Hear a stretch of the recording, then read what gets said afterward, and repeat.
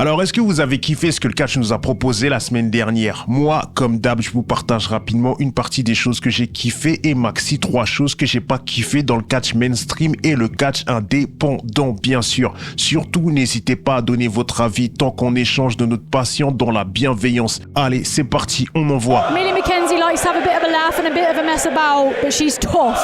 And those German suplexes are not... Franchement, les gens sur Internet, vous êtes trop forts. Vous avez le flair pour sentir bien à l'avance des futures rivalités que je vais pas kiffer, mais pas du tout kiffer. Et là, c'est le cas avec Nikki Bella qui a sneak attack Stephanie Vaquer. Raquel Rodriguez est un monstre de puissance. Roxanne Perez, c'est la prodige, c'est l'avenir. Mais au lieu de les affronter l'une après l'autre en pay-per-view, ça s'est fait en weekly pour que Nikki Bella obtienne cette place-là, donc en pay-per-view. Désolé, mais Raquel et Roxanne lavent Nikki Bella en in-ring, puis même dans les segments micro et surtout les sneak attacks, elles sont au-dessus de Nikki. Ok, il y a des gens pour Raquel qui sont mitigés, même si pour ma part elle est sous-cotée. Par contre, on est majoritairement d'accord pour dire que Roxanne est une future top heel en puissance largement plus intéressante que Nikki Bella. En tout cas, je trouve que le règne de Stephanie Vaquer, catcheuse exceptionnelle, est très mal parti. Et ça, c'est totalement à cause du booking, bien sûr.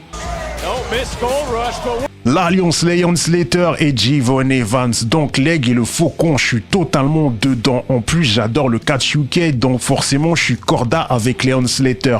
La courte voltige qu'ils nous ont offert lors de leur dernier segment à NXT, ça régale, ça fait le taf et bien plus, c'est magnifique. Eux, quand ils rentrent dans le ring à NXT ou à la TNA, on sait d'avance qu'ils vont enchaîner les moments magiques.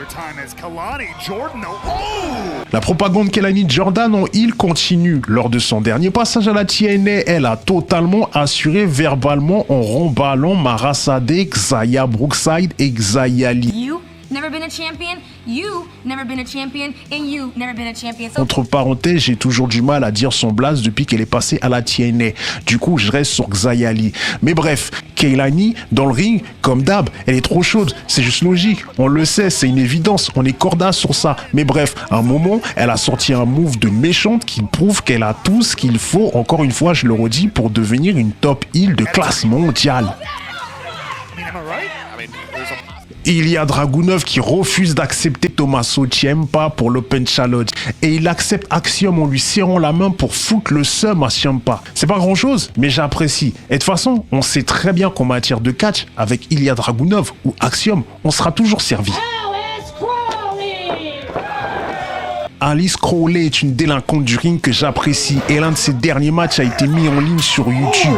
Du coup, Alice Crowley est une sacrée folle du bus, du genre à angoisser tout son quartier, pousser des épiciers et des commerçants à fermer boutique. Plus sérieusement, elle est brutale, écorchée vive, sans scrupule vu son amour pour les matchs hardcore où il y a des spots de tarté dans la rue, dans la street, dans le bitume. En tout cas, Alice Crowley, c'est une catcheuse à surveiller, surtout pour ceux qui aiment vraiment la sauvagerie artistique. Voilà, du coup, c'est fini. J'espère que vous avez apprécié, vous vous êtes régalé, vous avez kiffé la vidéo. En attendant, comme d'habitude, on se capte bientôt sur Internet pour une prochaine vidéo.